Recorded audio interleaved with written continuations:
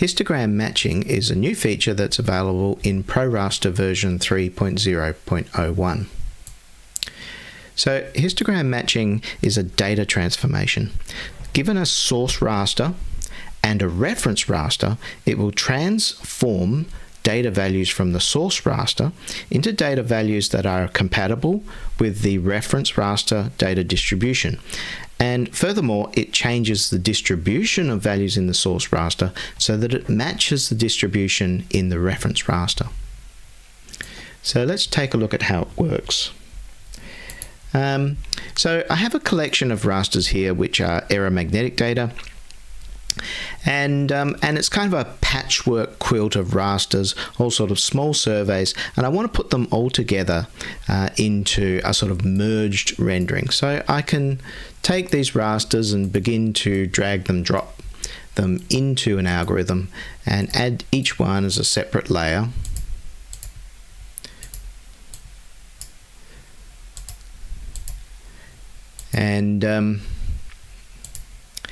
And I end up with something that looks like this.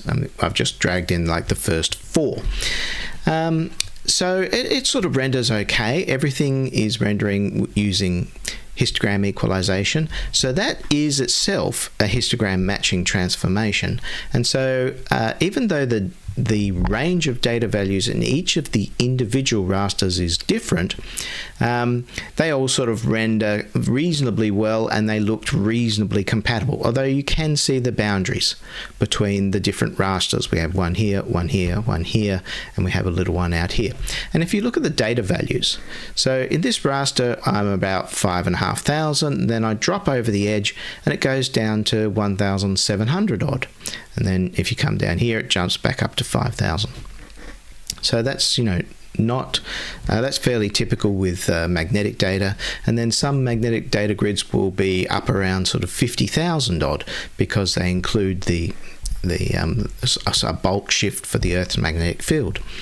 So we want to level all of this data and we want to get all the colors matching as well as we can, without actually doing the hard yards of physically merging these rasters together. So everything's being done in real time.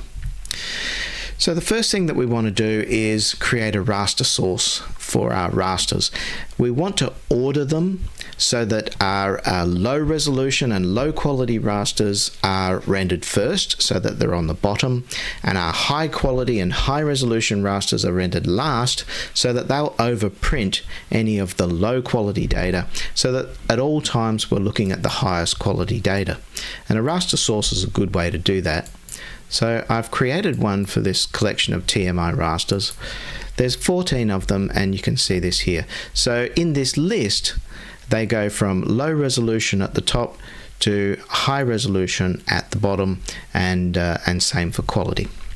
And they'll be rendered in that order, so our high resolution rasters will end up on top.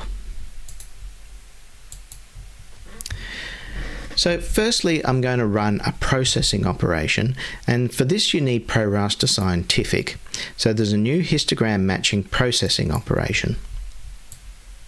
So I'm going to select the raster source as the input. So there's my source raster. So I've got my 14 source rasters. I'm then going to specify the output, which will be a virtual raster, and then I need to specify my reference raster, and I'm just going to use a regional magnetic grid. This one's reduction to pole, but won't matter too much. So it's quite easy there to set up the operation. You select your field and band for both.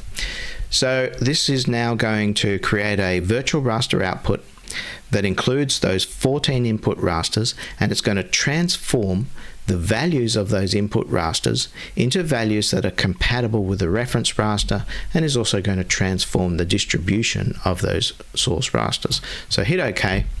It'll go away and create the virtual raster, and here it's being rendered. Now if you look at the data values, you can see now that they're all sort of centered around 0, from -500 to +500. So as we go from one raster data set to the next, they're all in the same data space. So that's positive effect of histogram matching. Now, just one thing, we're using this for the color. For the intensity, we should probably go back to just using our original source rasters, because the data transformation is not perfect, and if you look at the intensity closely, you will see the effects of the transformation. So we haven't got perfect color matching from one data set to the other, but it's not too bad. And if we go into our color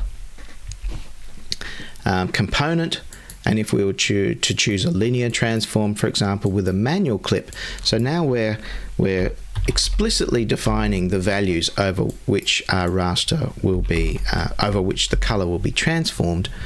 You can see that it all works nicely because they're all now in the same data space. So that's using ProRaster Scientific with a virtual raster processing operation. If you're using ProRaster Essential or ProRaster Premium, you can still do the same thing from the algorithm. So I'm going to create a new algorithm for that raster source. And of course this works in ProRaster Scientific as well. So there's my 14 rasters rendered. And the values are all different. This one's 57,000, this one's around 0, this one's around 5,000. Now I select the color component and go to the color page. And we'll go back to our linear transform with our manual clip, and we'll put in the values that we had before, -200 to 400. So now our color transformation is not working appropriately because only one of these rasters, this little one, seems to be in the right data space. So now let's turn on histogram matching, and we're going to match it to our reference raster. So to specify the reference raster, you specify down here the transform raster source. So this option has always been available. It provided a way for you to provide the statistics for the color transform, not from the raster that you're rendering, but from some other raster. So for example, if you had a global terrain raster, you could use that for the statistics, for your color transformation, for some local terrain raster, which might be some sort of LiDAR derived raster or something like that.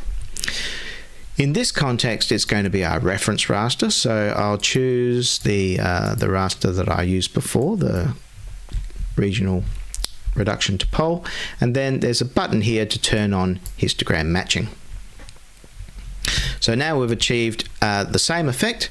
Everything is now in that data space that matches the reference raster, and you can see that our rendering is now better.